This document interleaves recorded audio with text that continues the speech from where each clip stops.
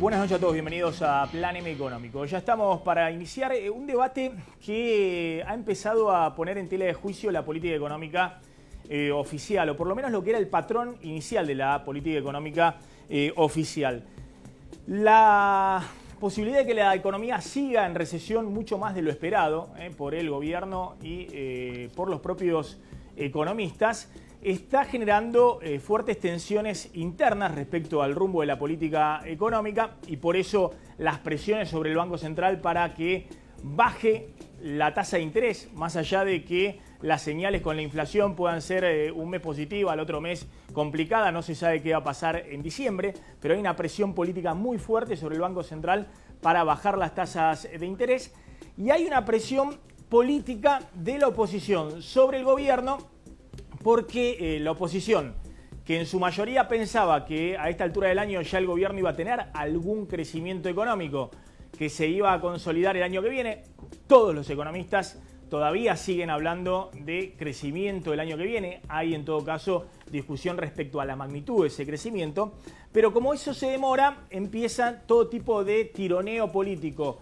en el Congreso respecto al rumbo económico y a los paliativos que el gobierno tendría que aplicar mientras la recesión sigue presente. Esta semana lo vimos con la ley de emergencia económica, hoy salió fuerte Macri a contestar esa iniciativa que pasó insólitamente en el Senado, con amplia mayoría de los senadores que al mismo tiempo tienen una relación directa con los gobernadores o con el líder del Frente para la Victoria en el Senado, que es Miguel Ángel Pichetto, que ha negociado el presupuesto de 2017 con Macri, ha negociado la ley de fondos buitres, ha negociado el blanqueo impositivo y también ha negociado una modificación del impuesto a las ganancias que no signifique mucho costo fiscal tanto para el gobierno nacional como para las provincias. Sin embargo, pasó como por un tubo la emergencia social, que plantea crear 1 millón de puestos de trabajo en cooperativas y que tendría de mínima un costo fiscal el año que viene, no está previsto en el presupuesto,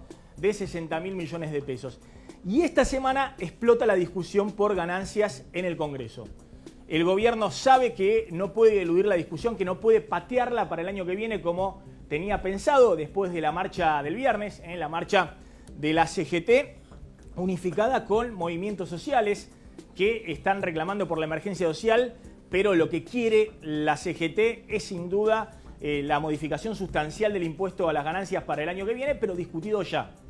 Y en el Congreso, después les voy a contar, mañana mismo estalla la discusión y muy probablemente fuercen al gobierno a discutir esto en las próximas semanas, si no esta misma semana que se inicia. Atención con este tema. El gobierno, que la viene corriendo de atrás, ha dicho que va a enviar a extraordinarias en diciembre el proyecto de modificación, pero es un proyecto muy light, muy tibio, que no satisface a la CGT, no satisface a los bloques de la oposición política, liderados en ese caso, en el caso de la modificación del impuesto a las ganancias, por Sergio Massa. ¿Se marchitaron los brotes verdes? Es la pregunta, porque había algunos indicadores en los últimos meses que podían dar alguna señal de expectativa y después fueron para abajo. Fíjense 2 o 3 datos que están marcando un poco por qué la recesión continúa. Nosotros venimos diciendo hace rato que el principal motivo de la recesión de este año es el ajuste del consumo, que tiene que ver, más allá de la destrucción de puestos de trabajo, 120.000 puestos de trabajo en el sector privado y no se sabe cuántos en el sector informal de la economía. Pero más allá de eso, fundamentalmente con la caída del poder adquisitivo salarial, los salarios corriendo detrás de la inflación, alrededor de 6 u 8 puntos abajo en el cierre de este año. Bueno, eso se mantiene, es decir, esa pérdida de poder adquisitivo muy fuerte de los salarios se mantiene y hay un sector grande de la población que, si bien puede ver la disminución de la inflación en los últimos meses, bueno, difícilmente vaya a significar un aumento significativo del consumo, entre otras cosas porque no han recompuesto lo que han perdido este año y además está el miedo a la desocupación, el miedo a perder el empleo, como muestran todas las encuestas. Después hay un sector de clase media alta o clase media acomodada con capacidad de ahorro en la Argentina que sigue comprando dólares, es decir, que la parte de sus ahorros o el excedente de su consumo lo dolarizan. Se puede comprar dólares, lo dolarizan y cuando consumen en todo caso en Miami o en Chile.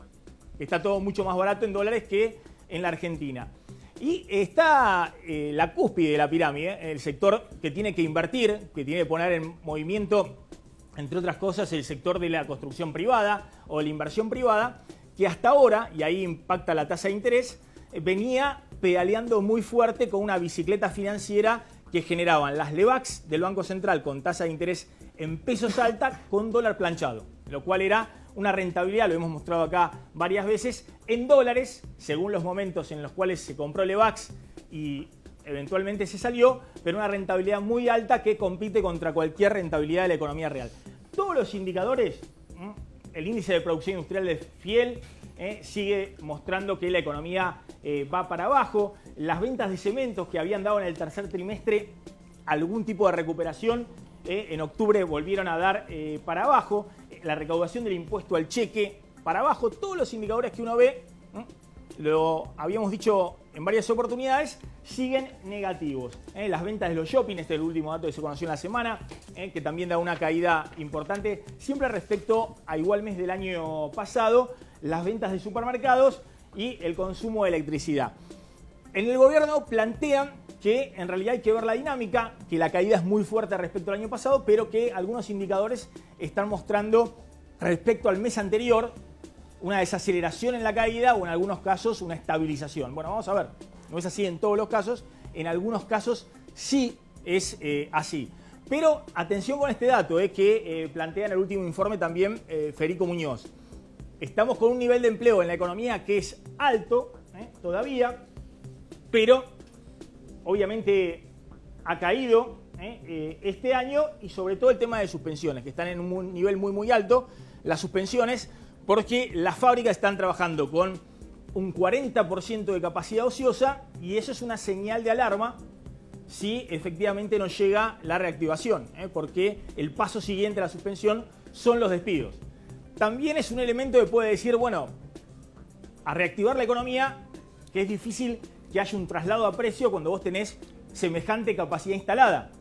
La pregunta es cómo reactivar la economía. A ver, 2 o 3 datos más, Claudio Zlotnik, respecto a por qué la economía todavía no arranca. Mira, Max, individualizamos por lo menos 5 claves de por qué la economía 2016 no arranca, a pesar de que se había estimado, prometido, que en el segundo semestre esto levantaría. El primer punto, y te diría principal, tiene que ver con el nivel, el poder adquisitivo de los salarios. Según la consultora FIE Consult del economista Hernán Hirsch, tuvo una caída del poder adquisitivo del 9,7% de enero a septiembre.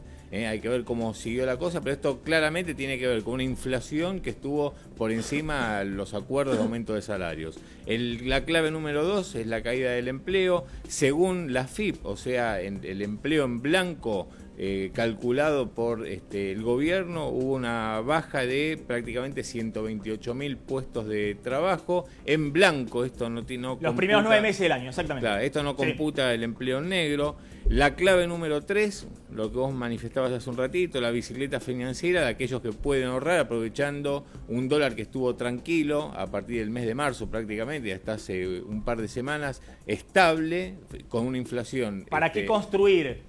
Alguien que tiene ahorros en un terreno vendiendo el dólar, vendiendo sus dólares a 15 y ponerse a construir, si en los últimos 4 o 5 meses pudo hacer, jugando con las LEVAX, un 15% de rentabilidad en dólares. Claro. Mejor esperar, hacer la rentabilidad y ver en qué momento vende los dólares para poder construir.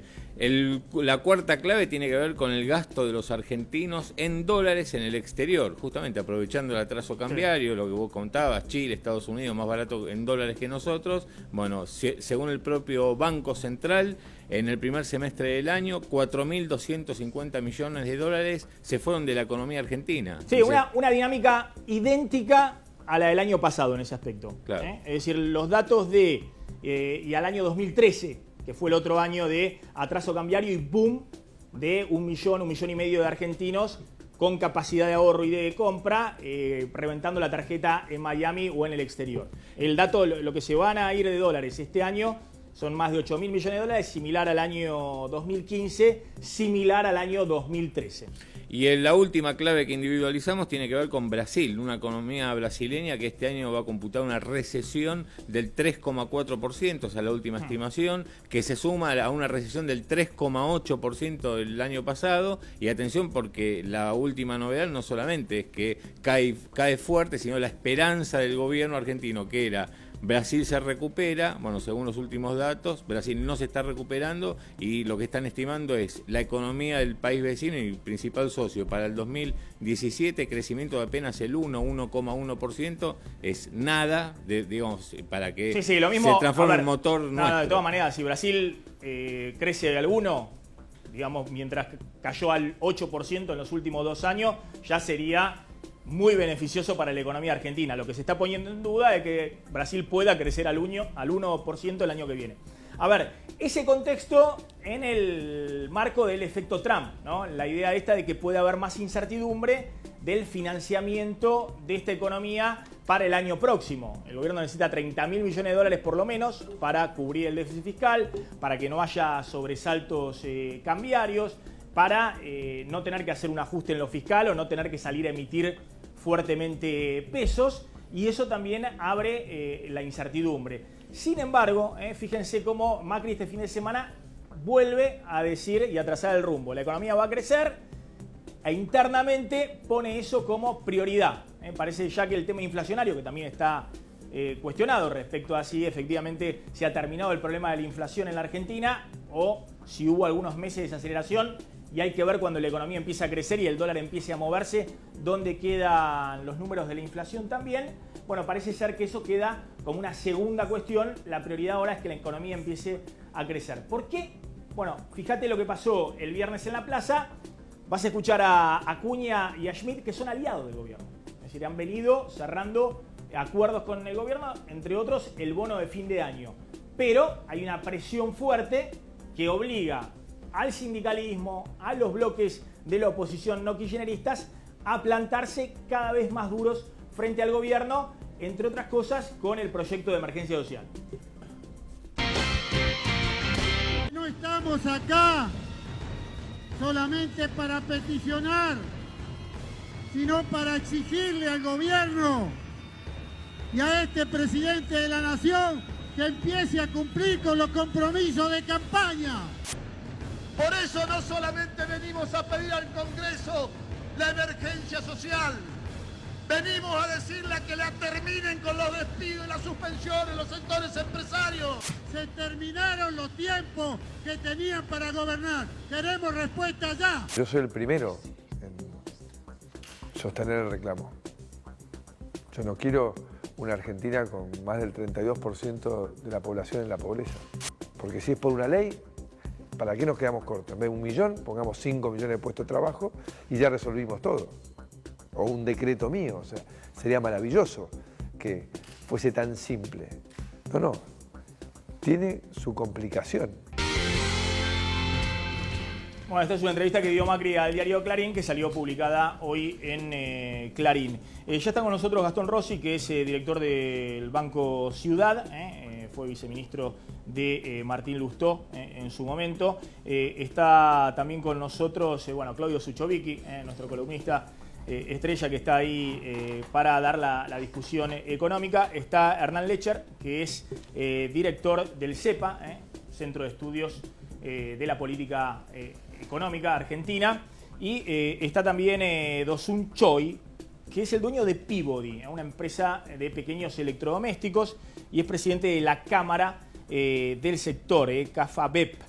Dosun Choi llegó desde Corea del Sur huyendo de la miseria de la posguerra, vivió en Fuerte Apache, lo echaron de la escuela por no tener papeles, empezó como asistente en una fábrica de electrodomésticos y hoy es, ahí lo estamos viendo, a Dosun me pidió que lo llame Dante, y es actualmente el dueño de Peabody. Ahora vamos a hablar un poquito de qué está pasando con la economía real y un sector que está muy golpeado, porque claro, cuando decimos la caída del consumo, bueno, la caída de bienes durables es todavía mayor, que el resto de el consumo. A ver, Gastón Rossi, ¿se marchitaron todos los brotes verdes? Sí, se volvieron amarillos muy rápido. Sí. Yo creo que acá hubo en parte cierta subestimación del gobierno de la magnitud de la herencia recibida, y esta idea de circunscribir una promesa de reactivación al segundo semestre, bueno, es complejo porque cuando uno miraba los desequilibrios heredados y lo complejo que iba a ser esa resolución, era inevitable que este año tuvieras caída de la actividad, con lo cual establecer un horizonte temporal tan cercano, tan mediato, una apuesta en la cual uno veía que era complejo, y lo dijimos a principio de año, bueno, entraña el riesgo político de que la imagen del gobierno empiece eventualmente a verse afectada por esta actividad económica que no repunta. Es cierto que agosto parecía que la actividad económica, como mencionaste, había encontrado un piso.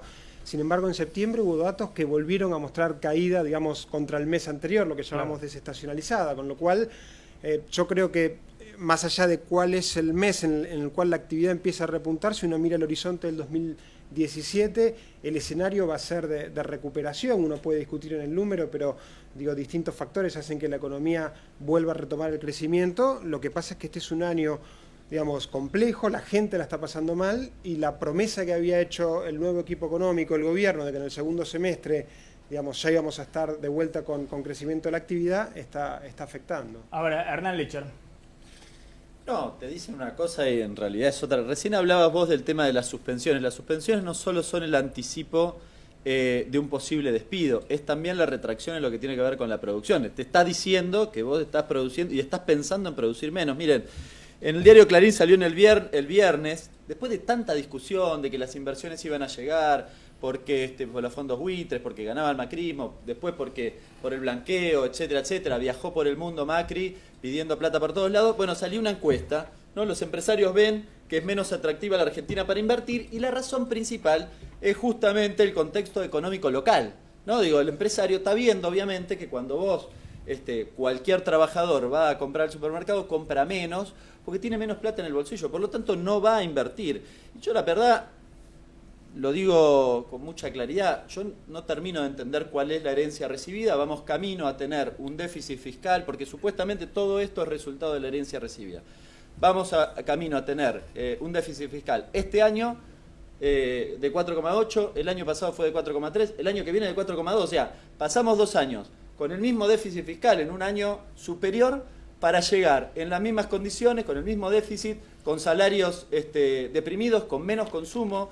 Las reservas son las mismas, la inflación en el 2015 venía bajando, el salario real venía creciendo, se había generado empleo, había crecido la economía. No sé cuál es la herencia recibida traumática que había que generar semejante crisis, porque es una crisis generada. No había una crisis que había que corregir, eso no es real. Han generado una crisis porque han desfinanciado, entre otras cosas, el Estado a través de las políticas económicas que ha impulsado el macrismo desde el 10 de diciembre en adelante. A ver, Claudio Suchovicki. Bueno, obviamente en ese caso no comparto uno de los puntos que creo de la herencia, y quiero hablar más del futuro que del pasado, es que también hubo unos costos enormes por hacer eso, que fue haber desestoqueado el país no solo de reservas en dólares, sino también de energía, de stocks y demás, por haber apurado ese gasto. Pero sin entrar en el pasado, los números que mostraste fueron totalmente contundentes, de que los brotes verdes se frenaron o están en amarillos, pero déjame ser un poco más selectivo. En donde hubo un cambio de política, donde hubo un incentivo a que los empresarios en este caso inviertan. Y hubo política de Estado, alguna política de Estado para fomentarlo. El primer ejemplo que puedo poner es el campo, con alguna baja de impuestos, y vos ves que alguna economía regional, alguna, empezó a funcionar.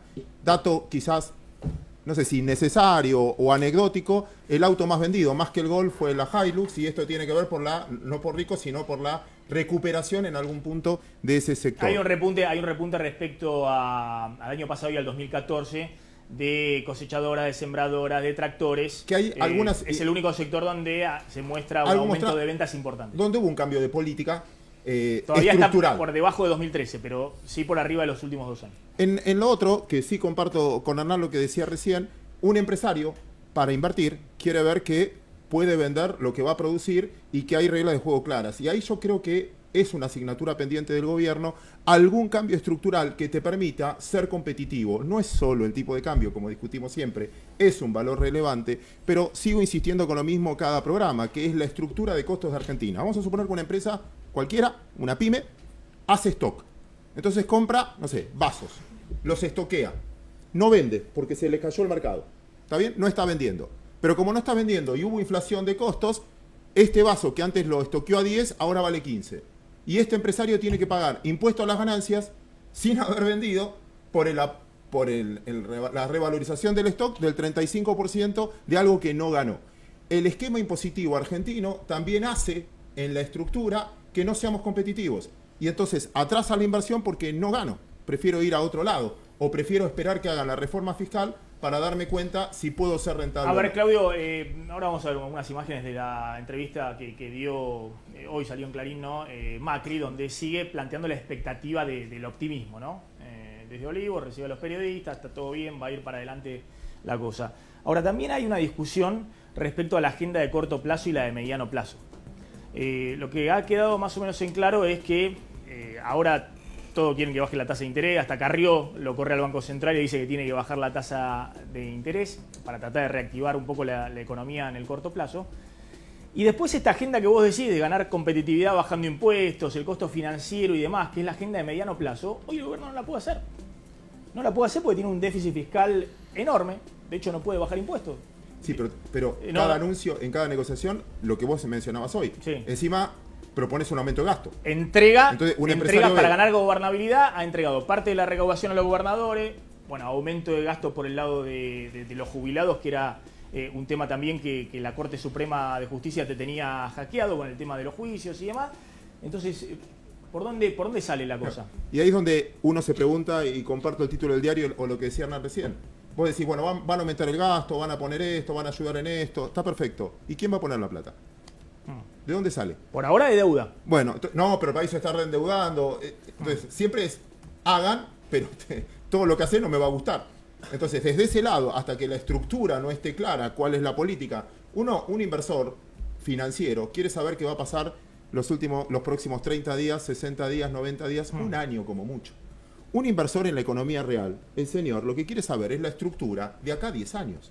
No le sirve. Entonces, hasta que el país no discuta qué tipo de país queremos de acá a 10 años, va a seguir siendo, bueno, compro Levac, después veo, después me cubro, a ver, decime quién ganó las elecciones. Va a quedar en plata financiera y no en plata en la economía real hasta que esa ¿Cómo sale el gobierno de algo que yo planteo que es muy difícil salir, que es iniciar un ciclo político con un dólar barato?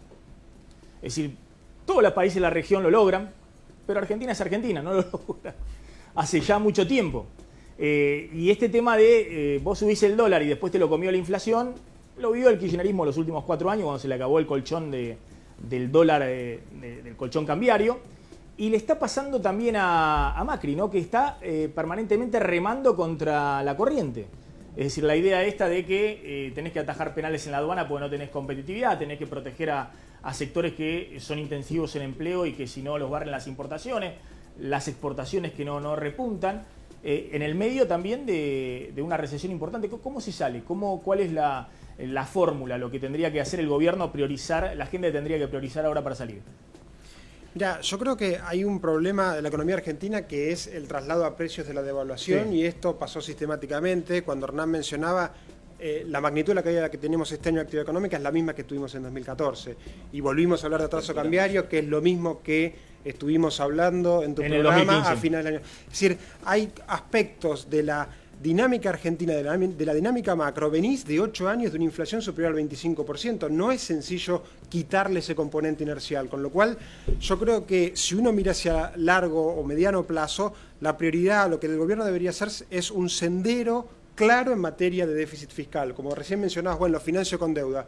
Vos lo podés financiar con deuda 1 año, lo podés financiar 2 años con deuda, con los riesgos que implica, gana Trump, sube la tasa, pero vos tenés que ser consciente que tenés un problema heredado de déficit fiscal, que de hecho este año, producto de, en términos macro, la política fiscal fue expansiva, por eso es más grande el déficit. Bueno, no lo vas a poder financiar por siempre. Si no sos consciente del problema que implica semejante agujero fiscal, pronto o tarde vas a tener un problema por el lado del financiamiento. Maxi, un segundo, déjame potenciar algo que decías vos en el editorial. Un solo dato.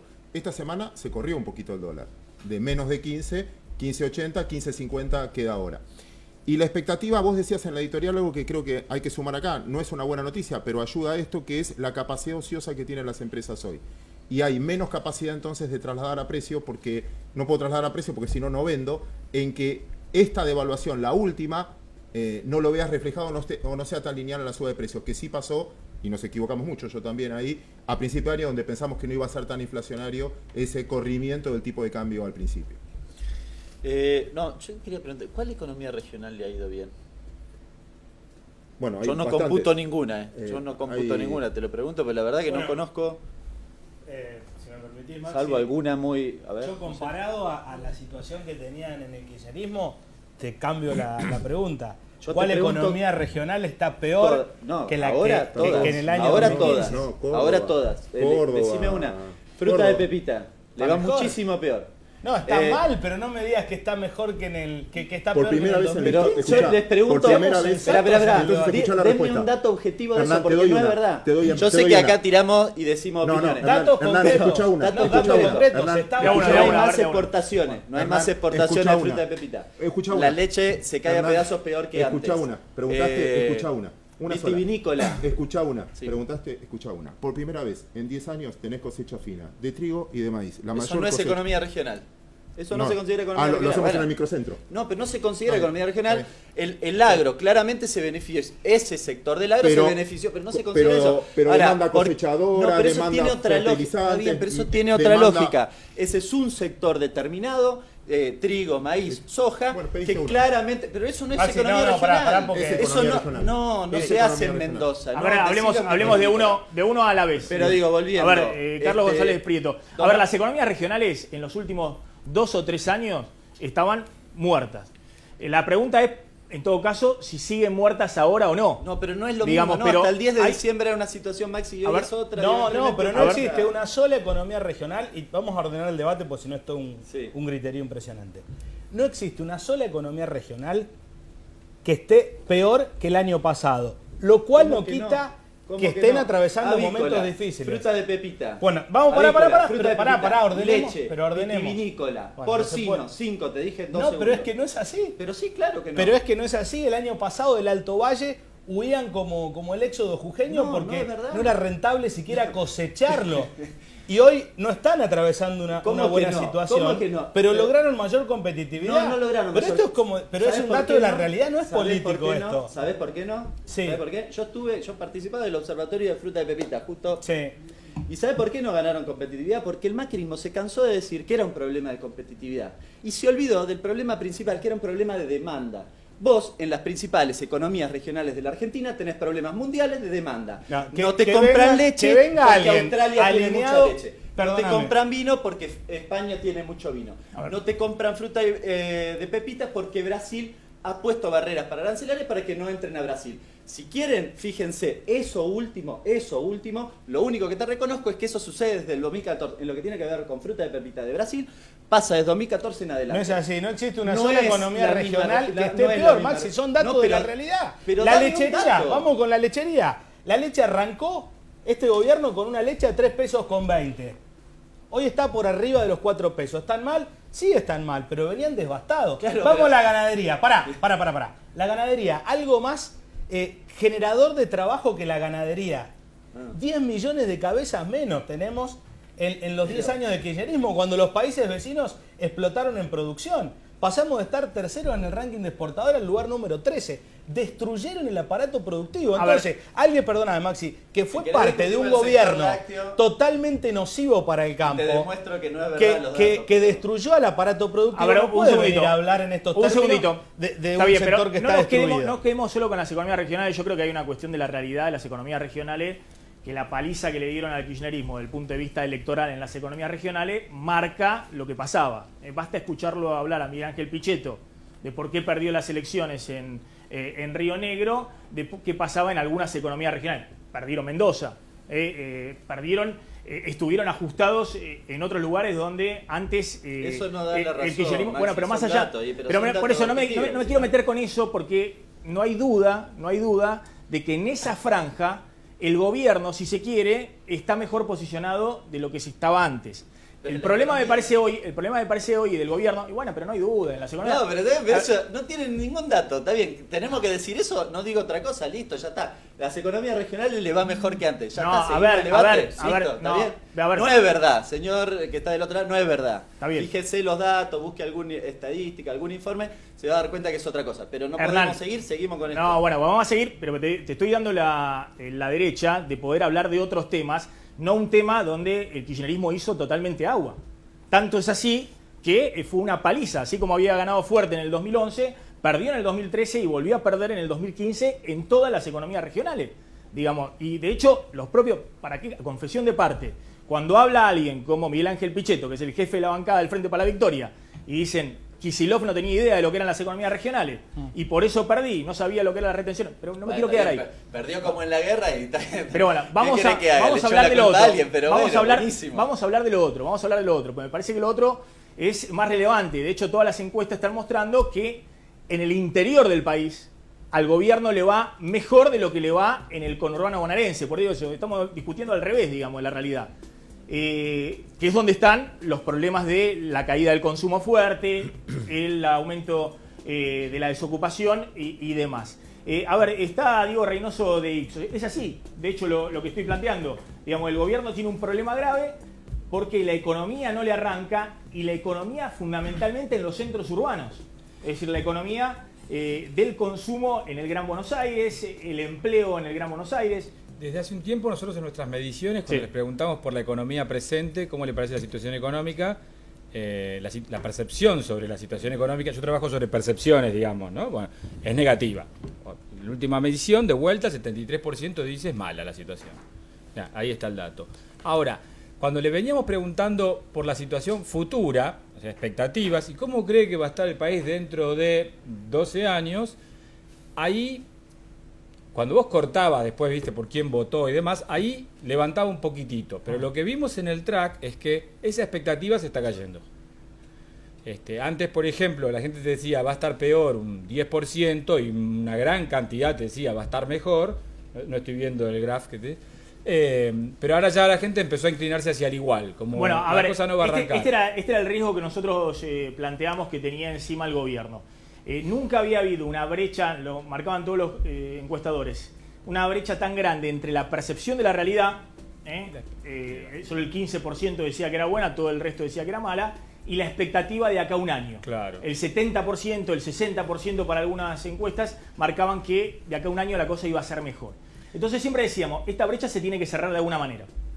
O mejora la realidad para satisfacer esas expectativas, o esas expectativas en algún momento empiezan a derrumbarse. Eso es lo que están viendo ustedes Claro, ahora. lo que estamos viendo es que empiezan a tocar las dos curvitas, ¿no? La curva que las expectativas empiezan a caer, las la optimistas. presente, claro. Y en la medida en que la economía, y esto por ahí quizás probablemente los economistas tengan mucho más, yo atentamente estaba escuchando el debate, para explicar por qué, pero en la medida en que esto no arranque, estas dos curvitas se van a tocar, es decir, la percepción respecto de la situación presente con la futura. ¿Cuáles son los drivers? Decimos, ¿qué cosas impulsan esto? Bueno, hay un factor político y un factor económico. Por un lado, sí, la percepción respecto de la situación presente de cada uno. Nosotros estábamos viendo, cuando le preguntamos una pregunta muy trivial, ¿le alcanza, no le alcanza un poco y demás? El 46% ya nos empieza a decir que le alcanza pero justo, sin ahorrar. Y empezó a crecer el grupito, ya está en 16% de... y empezó a crecer el grupito de no le alcanza y tiene algunas dificultades, ya está en 25%.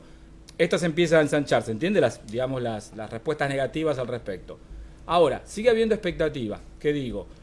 Un poco también cuando cruzamos por a quién votó y a quién no votó, ¿no? Tenés ahí también una determinación. Los que, por ejemplo, no votaron al gobierno, en general tienen una percepción negativa, presente y futura. Y los que votaron al gobierno, en general, tienen una situación, o opinan respecto de la situación presente negativa, pero todavía le dan la chance hacia el futuro. Eso es lo que te dicen, está un poquito mejor. Todas las encuestas hasta ahora lo que mostraban es que el 30%, digamos, identificado con el kirchnerismo, decía que la situación era pésima hoy y pésima dentro de un año. Lo que sí, en el resto de la sociedad había una situación donde se reconocía que la situación era muy mala hoy, pero que había una expectativa importante hacia adelante. Eso...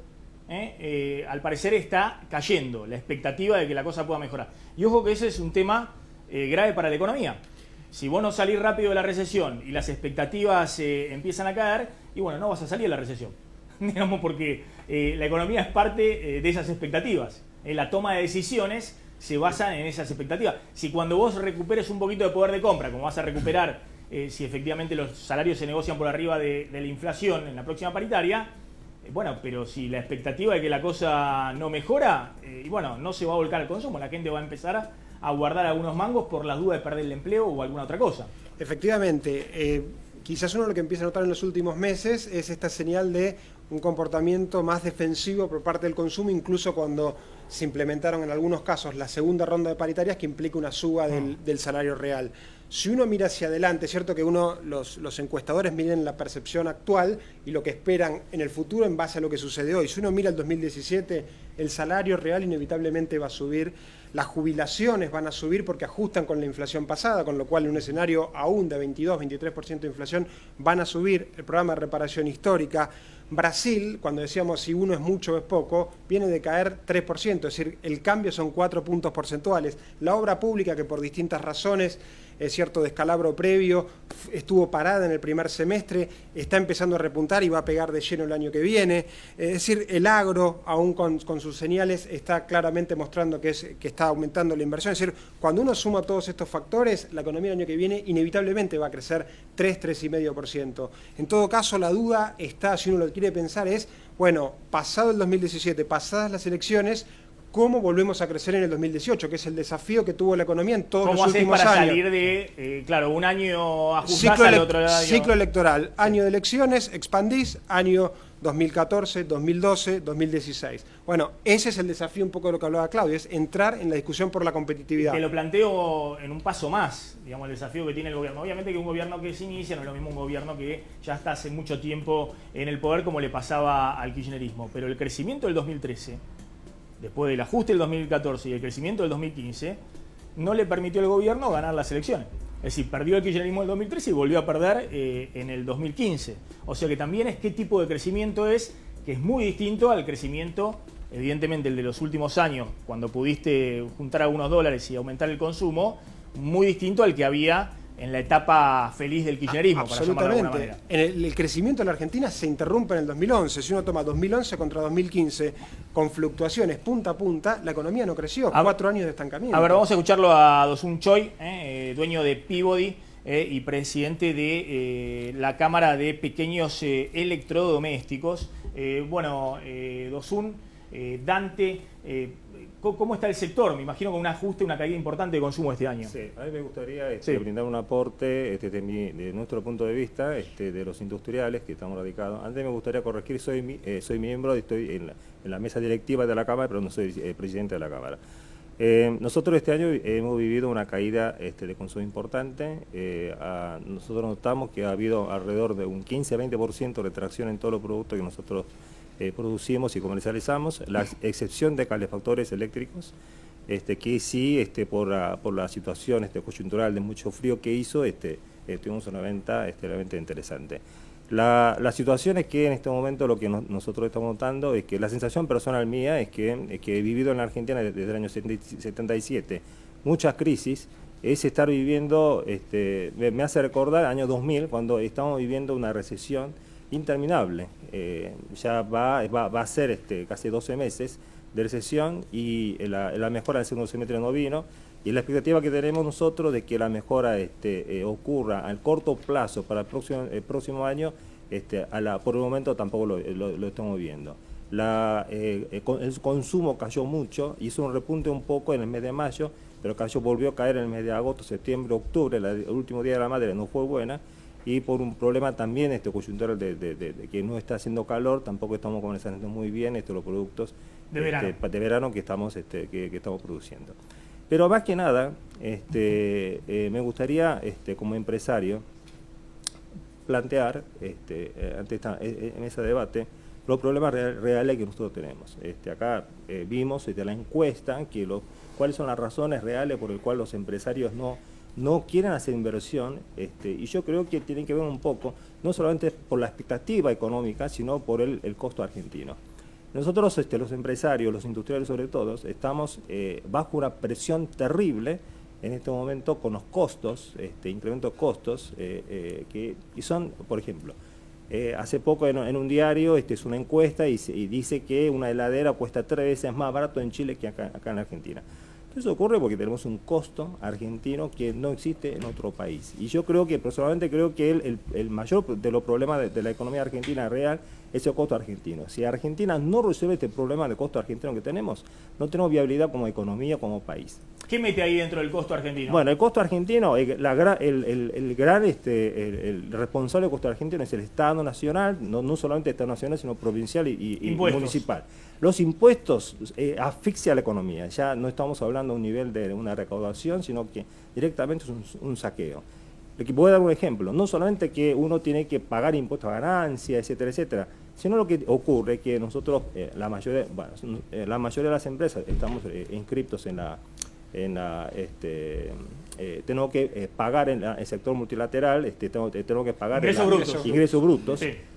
La percepción de ingreso bruto que tenemos, por ejemplo, de la provincia de Tucumán es algo salvaje. Por algo está hablando, por ejemplo, que Molinos de Plata no quiere vender más alimentos a Tucumán. Nosotros tenemos percepciones retenidos por la provincia de Tucumán por millonada antes de la devaluación, que no tenemos manera de indexar y que vamos a tener que mandar a perder a costo. Voy a contar una anécdota que es algo increíble. Hay una empresa que dedica solamente a exportar arándanos. Sí. Tiene campos en Concordia y compra algo de arándanos en Tucumán. Está exento de impuestos de ingresos brutos, pero le perciben igual. Y no hay manera de desgravarlo, porque tiene que vender una millonada tonelada a los tucumanos, arándano, para poder desgravar. Entonces lo tiene que mandar las pérdidas. Y es una empresa que se dedica a la exportación. Voy a contar otro de los ejemplos. Nosotros somos agentes de retención, de impuestos a ganancias, de impuestos al valor agregado. De impuestos a ganancias y también de impuestos en ingreso bruto. Cuando nosotros le vendemos a las cadenas, vendemos en este momento, como hay recesión, hay dificultad de venta, etcétera, etcétera, estamos vendiendo entre 120, 150, 180 días. Y muchas veces no nos adelantan los valores. Tenemos que esperar que se cumpla en cuenta corriente para poder cobrar ese dinero. No hay otra industria en el mundo que financie de esta manera los comercios. Los comercios se tienen que financiar con los bancos, con instituciones financieras, no con la industria, pero si nosotros estamos financiando. Como somos agentes de retención, a los 15 días tenemos que depositar lo que retuvimos, lo que vamos a cobrar dentro de 4 meses. O sea que no solamente financiamos al gobierno, al Estado, sino estamos financiando el impuesto de nuestros clientes. Entonces, ¿de qué manera es viable? Entonces, la solución que encuentra el gobierno en estos momentos para bajar los costos, para que baje los costos de todos los productos y para que millones de argentinos no vayan a Chile y a Miami a gastar semejante cantidad de plata, abre las importaciones. Es la solución más fácil. Pero en lugar de eso, lo que tenemos que hacer como sociedad es destruir, eliminar todos los costos argentinos. Mire, nosotros estamos exportando calefactores a Uruguay y a Bolivia. Un camión, un semi, desde Buenos Aires a Bolivia, a la ciudad de Santa Cruz, está costando $4.500. $4.500 es inviable. Es un flete como del puerto de Buenos Aires a Hamburgo. 2 veces de flete de China a la Argentina. Entonces es algo inviable. Ahí está. Es un panorama clarísimo. Bueno, es un poco lo que planteaba. El tema es cómo se sale de esa situación. Mirá Macri, respecto al 2017, planteando con optimismo que la economía va a crecer sí o sí.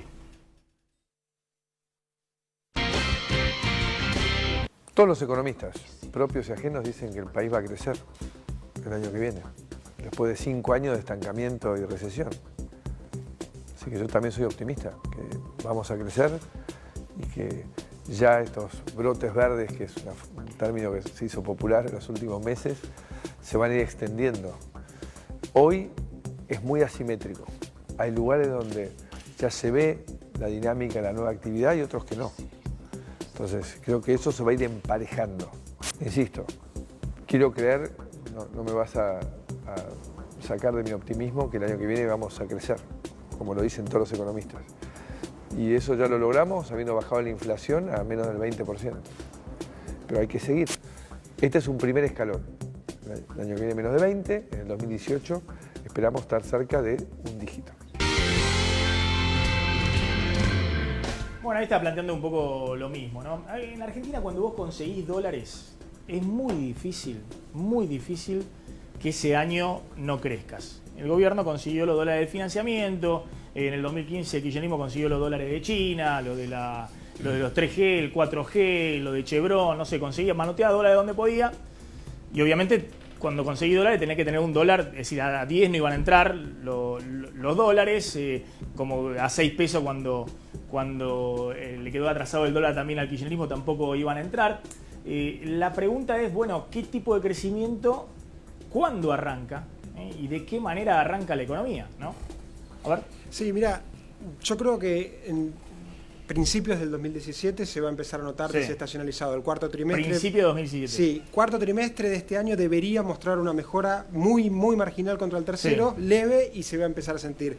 Sí creo que hay un punto que es el que está sobrevolando todas estas discusiones, que es el del atraso cambiario. Y si uno no entiende, el atraso cambiario no surge de la nada. Si vos tenés 5 puntos de déficit, antes lo financiabas con emisión monetaria, eso te generaba inflación. Ahora lo estás financiando con deuda. Esa deuda que emitís afuera son dólares que entran a la economía y que presionan sobre el tipo de cambio. Nuevamente, si vos no pones el foco en el frente fiscal, eso te garantiza tener atraso cambiario de forma sistemática. El año que viene... A ver, la discusión acá es cómo se soluciona esto. La discusión de que Argentina no puede tener de manera sostenida un déficit fiscal enorme, ¿sabes quién la saldó? En el año 2003, cuando llega y el primer discurso, Kirchner. Es decir, si algo se aprendió del pasado, Kirchner en 25 de mayo del 2003 dice: no podemos volver a los déficits fiscales financiados con emisión monetaria que generan inflación. Discurso inaugural de Kirchner. Hay un consenso entre todos los economistas: Argentina no es Estados Unidos, no puede tener déficits fiscales muy elevados durante muchos años, porque si no se tiene que comer, como ha ocurrido en los últimos años, devaluaciones e inflaciones todos los años. La pregunta es, bueno, ¿cómo salís de eso? Porque acá los economistas ortodoxos te dicen muy fácil. Esper, Milei y demás te dicen: echa a todo el mundo, baja el gasto público, e incluso baja impuestos y achica el déficit fiscal básicamente por la reducción del gasto. Lo que sucede es que nadie sabe cómo se hace. Es decir, cómo se hace. Del otro lado te pueden decir: pone impuestos, subí impuestos. Pero, mirá, nos ve acá el amigo de Peabody y está diciendo todo lo contrario, que Argentina tiene que bajar impuestos, no subir los impuestos. A ver, uno puede plantear, uno puede estar en desacuerdo con algunas rebajas impositivas que hizo el gobierno, que fue muy generoso en un contexto de déficit. A mí me gustaría quedarme con lo que planteó Dante. El problema argentino es el costo integral argentino, y eso implica mejorar la eficiencia del gasto, no reducir el gasto en términos nominales, no echar gente, sino hacerlo más eficiente. Eso implica hacer una reforma tributaria integral. ¿Por qué no se cobra la renta financiera en la Argentina? Sistemáticamente se plantea. Digo, repensar el país, poner el foco en la competitividad, que es lo primero que dijo Claudio, es de la forma que vos... Ahora vamos a hablar de eso. Claudio Suchovicki, en medio de todo esto, ¿el efecto Trump puede ser un problema adicional para el gobierno? Espero que no. Es la primera vez que creo que todos los que nos gusta el mercado decimos que un presidente, por favor, no cumpla sus promesas. Y estamos pidiendo que no cumpla sus promesas. A ver, intento ser, por lo que están aclarando y explicando todos, bien simple. Si Estados Unidos lo que prometió, esencialmente Donald Trump, es mucha obra pública, aumentar el gasto y bajar impuestos. ¿Qué significa las dos cosas juntas? Aumento del déficit. ¿Qué significa? Va a salir a buscar plata. ¿Qué significa? Va a subir la tasa de interés, y eso significa que muchos que antes venían a invertir acá o venían a colocar acá, pueden tentarse a colocar allá. Esa es la principal amenaza que tiene la Argentina. Déjame poner un punto nada más en eso. Trump, si quiere hacerlo, después va a tener consecuencias, pero puede hacerlo. ¿Pero por qué? Porque es Estados Unidos. Porque no es Argentina. Porque todo el mundo se desespera. Es el único país en el mundo, que debe la moneda que emite. Y eso es, emito y pago deuda, en todo caso me genera inflación, que no es el problema. Lo que quiero mostrar en ese gráfico rápido, el otra gran promesa que tiene es aumentar el proteccionismo, poner barreras arancelarias a las importaciones de China y de México, que son, junto a la de Canadá con el NAFTA y China, los grandes socios comerciales de ellos. A la Argentina ahí no le impacta mucho, solo el 0,2% de las exportaciones argentinas van a Estados Unidos. Indirectamente por Brasil nos pega algo, pero no tanto, porque Brasil, tampoco Estados Unidos es su principal socio comercial. Sí nos pega, obviamente, por el valor de las materias primas, llegado el caso, si entra en un conflicto con China. Lo que nosotros decimos, humildemente, y quizás equivocamos lo que queremos que pase, que es un grave error a veces que cometemos, lo que queremos que pase con lo que puede pasar, es difícil en el mundo de hoy hablar de proteccionismo. El que fabrica este celular lo fabrica en China. la empresa, vamos a suponer que es Apple, es americana. Un chico de 17, 20 años va a comprar algo, lo va a comprar en un supermercado que es francés. En ese supermercado te atiende una chica de República Dominicana que gran parte de los ingresos los manda a su país de remesa, que es, dicho sea de paso, el principal ingreso que tienen muchos países de Centroamérica. La exportación de su gente que mandan vía remesas a sus países. Además lo pagan con una tarjeta de crédito. Esa tarjeta de crédito cambió de nacionalidad de bancos en los últimos 4 años de los colores que quieran. La globalización ya es un hecho, no es un debate en el mundo de hoy, de exportar lo que quieran, donde quieran, en un capitalismo que se está moviendo sin capital, porque la mayoría de los vendedores incluso ni siquiera tienen stock. A ver, Dante quería decir. Perdón, es innegable que nosotros en este momento vivimos un contexto muy globalizado y todas las economías están conectadas, pero creo que a partir del año que viene ya estamos viviendo en el nivel mundial un comercio mucho más restringido. Yo estoy muy informado sobre lo que ocurre en Corea. Corea, por ejemplo, es un país, una economía que más del 50% se basa en la exportación, entonces cualquier impedimento de importaciones tiene un impacto muy grande. Y lo que han notado es que últimos 6 meses se ha duplicado todas las medidas de dumping, trabas, etcétera, las exportaciones coreanas a nivel mundial. Y aparentemente es un problema que va a surgir y se va a empeorar. Por ejemplo, ¿por qué va a suceder esto? Por ejemplo, el grave problema que se está notando en estos momentos es el movimiento en China.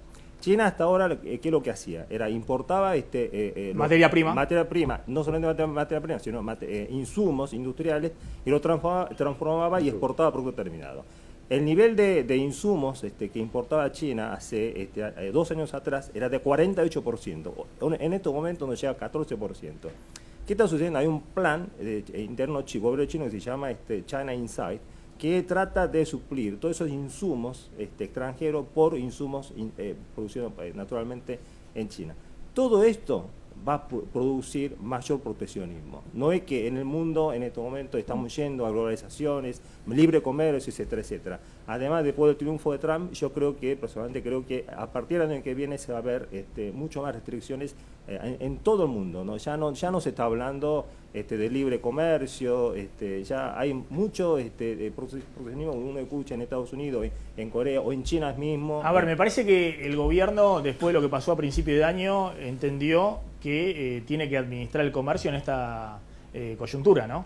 Absolutamente. Pasó a 1.500 posiciones de licencia no automática y con otros instrumentos, porque se habían caído la posibilidad de seguir con las de JAI, estas declaraciones anticipadas de importaciones. Ahora está tratando de administrar, lo que yo digo, atajando penales en la aduana. Porque está muy bien porque tenés el atraso cambiario. Sí. Te obliga inevitablemente. Cuando un ex con un dólar barato y la economía en recesión, cuando un y tenés que poner en la aduana a atajar penales. Comparó el proceso actual con la década del 70 o la década del 90, la verdad que el nivel de apertura de comercio no hay correspondencia. Las licencias no automáticas, cualquier sector importador lo puede decir. Todos aquellos productos que están en licencias no automáticas. Esta es una economía mucho más importadora dependiente. Esta, digo, la de este año, la del año pasado, la de los últimos años del kirchnerismo, de lo que era en la década del 90. Absolutamente. Es decir, el nivel de importaciones PBI es mayor que lo que era en la década del 90. No, yo quería retomar algunas cosas respecto de lo que hablabas del crecimiento. Digo, naturalmente, en 2017, cuando vos compares, para el que no lo sabe, quizás está del otro lado de la pantalla, se compara interanualmente. Entonces, cuando vos comparas con el 2015 es una cosa, cuando compares 2017 con 2016, que evidentemente es un año malo, los indicadores te van a dar bien. Ahora, eso no significa que a vos que estás del otro lado de la pantalla te vaya a ir bien. Eso es primera cuestión. Segunda cuestión, yo le preguntaba recién cuando hablaban, digo, pero ¿y en el año pasado vendías o no vendías? Sí, me dice, sí, bueno, fue un año típico, vendimos. Bueno, el problema en realidad, los costos derivan de eso. Si vos vendés y tenés margen de ganancia, te va bien. Y es más, él agrega otra cosa, porque... Hernán, discúlpame, electrodoméstico no sé cómo le fue a Dante en el 2014, pero los bienes durables, consumo de bienes durables en 2014 hubo una caída importante. Pero, seguí el pensamiento, lo que estoy planteando. Yo digo, si vos no tenés crecimiento, es imposible que a ellos le vaya bien. Entonces, si vos trabajás para que no haya crecimiento, es muy difícil que le vaya bien. La discusión es si vos vendés. el costo o los costos, en todo caso, si querés discutir los costos industriales, me parece bien discutirlos en el tiempo, porque en el medio te lleva puesto toda la gente que trabaja en la industria. Entonces, si vos querés industria competitiva, perfecto, me parece maravilloso. Ahora, lo primero que tenés que es cuidar tu industria, cosa que no está pasando bajo ninguna circunstancia. Miren los indicadores de industria, lo dijo recién él. Es esto, digo, no hay mucho truco, lo saben todo el mundo. Y esto está relacionado con la decisión política del gobierno de a la industria relegarla absolutamente. No pasa lo mismo con los servicios, obviamente tampoco con el agro. Entonces, hay una decisión claramente de fortalecer a algunos sectores en detrimento de otros. Lamento decirte que en el presupuesto 2017 aumenta la presión fiscal. Para vos que estás preocupado por el tema de la presión fiscal, aumenta la presión fiscal. Para mí la discusión es una discusión de ventas. Si vos tenés efectivamente posibilidades reales y concretas de vender. Antes de entrar aquí, yo le preguntaba, ¿y de dónde vienen? No, vienen de China. Yo pensé que venían de Brasil, línea blanca. No, me dice, vienen de China. Bueno, ese es el resultado. La verdad que eso no pasaba el año pasado. No es lo mismo. Vos me decís, no es los 90. Y vamos camino, está bien. Sí, tampoco fue en el 91, es el problema. Ustedes lo saben bien. No fue en el 91, ¿no? Digo, fue un proceso. Si uno ve la apertura importadora, impactó 3, 4, 5 años tal vez. Ojalá que no pase lo mismo en este momento. A ver, Slotnick. Una parada importante que se empieza a jugar mañana, el gobierno por lo menos, tiene que ver con el blanqueo, porque mañana vence la posibilidad de blanquear el efectivo.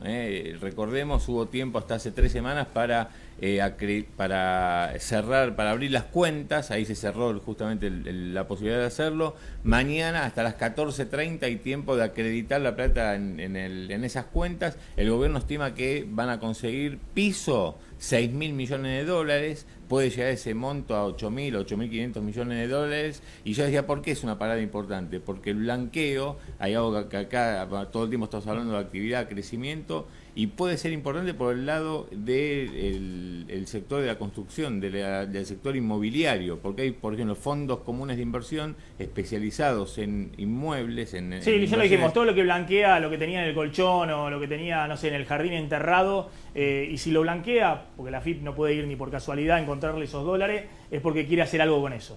O quiere comprarse un auto, o quiere hacer algo en la construcción, alguna compra o venta inmobiliaria, algo quiere hacer con eso. Entonces eso puede ser un anticipo de que esos dólares estén para la construcción o para el consumo de bienes durables el año próximo. A ver, mañana estalla la discusión por el impuesto a las ganancias. El gobierno va a enviar, esta semana va a mostrar finalmente el proyecto de Prat-Gay de impuesto a las ganancias, que es un proyecto muy módico. El gobierno acordó esta semana, Macri con los gobernadores, cerrar fila para entregar lo menos posible de recaudación del impuesto a las ganancias con las modificaciones, y por eso en el proyecto oficial el mínimo no imponible para casado con 2 hijos sube de 30.000 pesos brutos a 34.000 pesos brutos. Es una suba muy corta, no es demasiado relevante. El gobierno apuesta sí a modificar las escalas y las alícuotas en el primer tramo, por arriba de los 34.000 pesos brutos para un casado con 2 hijos. Aquel que paga por primera vez impuesto a las ganancias va a pagar 2% de impuesto. Hay que ver las escalas. Después no tenemos tiempo para explicarlo ahora, pero después se agregan otras alícuotas como 4%, 7%, antes de lo que era la primera alícuota del impuesto a las ganancias, que era hasta ahora 9%. Es decir, hasta ahora apenas pasabas del mínimo, empezabas a pagar 9%, y te pasabas 10.000 pesos, 15.000 pesos del mínimo, e ibas directamente a pagar 30 o 35%, porque los peldaños de las escalas salariales estaban muy rezagados. El gobierno quiere modificar eso y agregar acá en la base, apenas los que se pasan del mínimo, 2 o 3 alícuotas para hacer más progresivo el impuesto. Y quiere agregar, y hay una discusión muy fuerte dentro del gabinete, 2 alícuotas más por arriba. Están a los tiros dentro del gabinete porque hay un sector del PRO que no quiere saber absolutamente nada. Es Prat-Gay el que está impulsando esto. Además le ven pocas chances de que pueda pasar por el Congreso, que es que por arriba de 160.000 pesos bruto haya una alícuota del 40% y por arriba de eso una alícuota del 45% del impuesto a las ganancias. Estamos hablando siempre de la cuarta categoría para personas físicas. Hasta ahora la alícuota máxima es 35%. Vamos a ver si finalmente el proyecto de Prat-Gay termina con esto, porque hay una discusión muy fuerte este fin de semana mismo respecto a si ponerle 2 peldaños más, 40 y 45%, si ponerle uno, 40%, o no ponerle ninguno.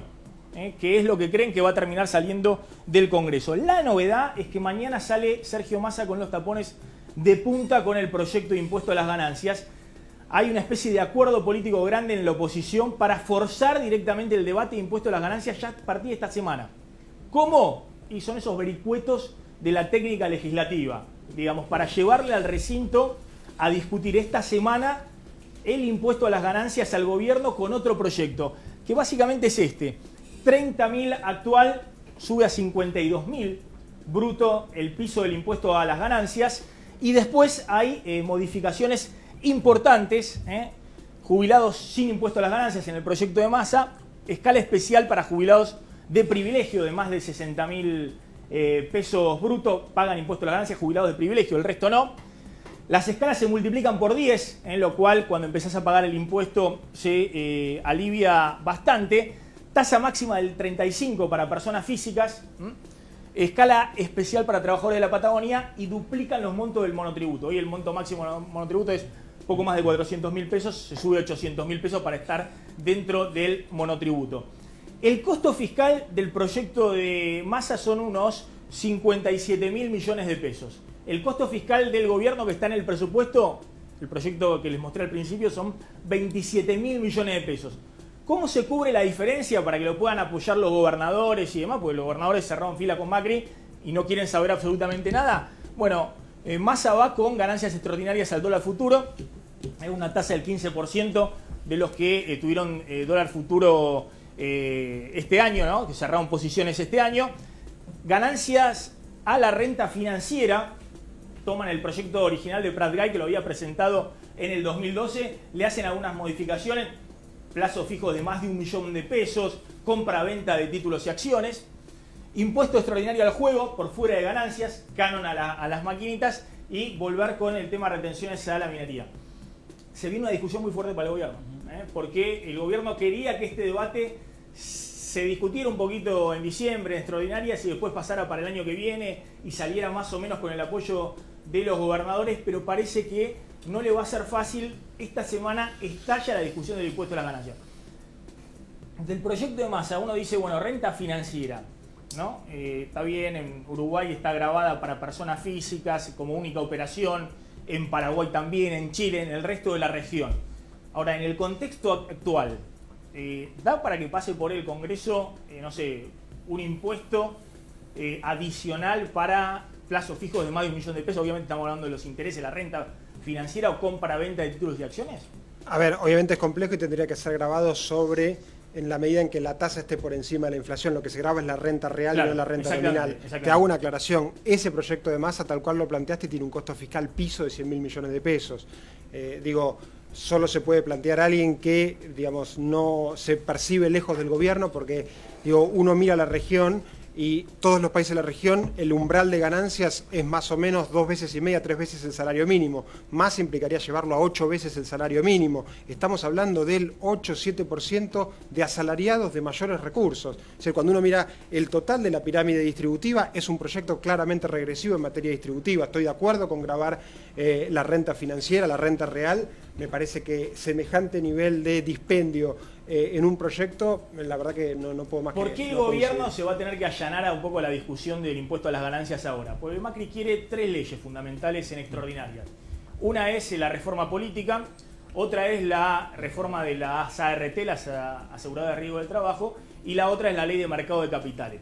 Para eso, por lo pronto necesita quórum, que no tiene el oficialismo. Y si bien la oposición, Massa, Diego Bossi y demás, dicen que nunca van a retasear el quórum, están en esta discusión.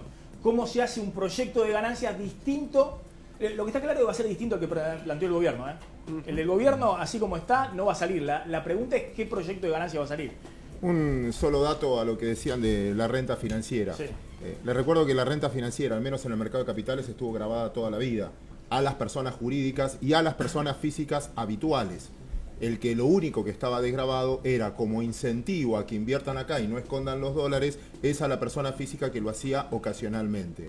Me parece interesante. Esa es la aclaración que hacemos y eso es lo que se está viendo. En muchos países desarrollados donde esto funciona, sí, el impuesto es un incentivo a invertir en tu país, porque solo lo pagas si vendiste. Si yo compré y después vendí, y me quedé con esa ganancia, lo pago, pero si vuelvo a reinvertir, no. Entonces, ¿qué hacen todos? Vuelven a reinvertir. Y es una postura para que la gente invierta en las empresas de su país. Porque acá está grabado, incluso para las personas físicas, la de empresas de otros países, incluso de argentinas que cotizan afuera. El único es la persona física, que es lo que menos opera, hay 270.000 cuentas. Y subir impuestos, muchas veces yo, está bien, acá tengo una ideología tomada al caso, prefiero que el privado a veces diga dónde va a gastar, porque el Estado tampoco fue muy eficiente en el gasto últimamente. Que le quede más plata a la gente en el tema del impuesto al salario o al trabajo, y quizás lo pueda con los aportes patronales, lo que dijo Elisa Carrió, que hay que bajar aportes patronales. Yo creo que estamos discutiendo de que es necesario hacer más efectiva la economía para que la gente le quede para consumir. Porque si la concentra todo el Estado y después le invierte en conventos, y la verdad que tampoco me deja muy claro el nivel de gastos o el manejo del gasto del Estado. Estamos casi sin tiempo. Ojo, una aclaración, ¿no? Porque, a ver, el tema del impuesto a la ganancias a la renta financiera, hay que ver si va a la tasa máxima, si hay en otros países sí, no va a la tasa. El costo de financiamiento también, ¿no? Bueno, está bien, pero vamos a hacer una aclaración. Aún así, para persona física, como operación no habitual y demás, en el presupuesto hay lo que se llama gasto tributario, y los técnicos del presupuesto, Gastón Rossi lo sabe porque fue un hombre importante en el Ministerio de Economía, hacen todos los años el cálculo estimado de lo que deja de recaudar hoy el Estado argentino bajo esta situación impositiva. Y lo que deja de recaudar el Estado argentino en este caso, y son cifras que no te van a solucionar nada, pero en algunos casos pueden ser 11.000 millones de pesos, en otros casos 15.000, 20.000 millones de pesos, que en un combo de paquete de impuesto a las ganancias, por ahí podés avanzar un poquito ahí, subir un poco el mínimo. Me parece que sobre eso se va a trabajar en el Congreso. Sí, más allá del monto está el tema de la equidad distributiva. Bueno, además el tema del... Digo, cuando uno mira las alícuotas en función del ingreso, la alícuota marginal decrece cuanto más alto es el ingreso por la mayor en las personas físicas por la mayor incidencia de la renta financiera. Digo, más allá del monto, que es cierto, es insignificante. Y hay un punto fuerte respecto también a lo que hablaba del 40 o 45%, esto de llevar la alícuota del proyecto oficial, ¿no? Para las personas de más altos ingresos, porque en el caso de los aportes previsionales hay un tope para las personas de cierto nivel de ingreso. Después aportan siempre lo mismo que ganes 200.000 pesos, 300.000 o 1 millón de pesos por mes, aportás lo mismo al sistema previsional. Bueno, lo que está discutiendo el gobierno es si al ponerle 40 y 45% a las escalas más altas, hace una especie de reforma invertida. No toca el sistema previsional, pero le carga en el impuesto a las ganancias lo que dejan de aportar al sistema previsional.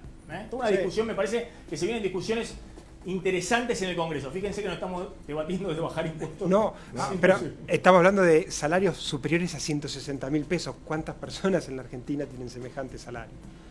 Carlito González Prieto, dejamos para la semana próxima, pero dame un anticipo de lo que está pasando con el precio de la carne. Sí, sabes que ASU, la Asociación de Supermercadistas Unidos, creo que se llama, le encargó a la consultora BSEB que analice qué pasa con el precio de la carne, con la cadena, ¿no?, en el mercado de la carne. Y paradójicamente salió que en las carnicerías es mucha más barata la carne que en el supermercado. El promedio de cortes en las carnicerías se consigue a 92 pesos.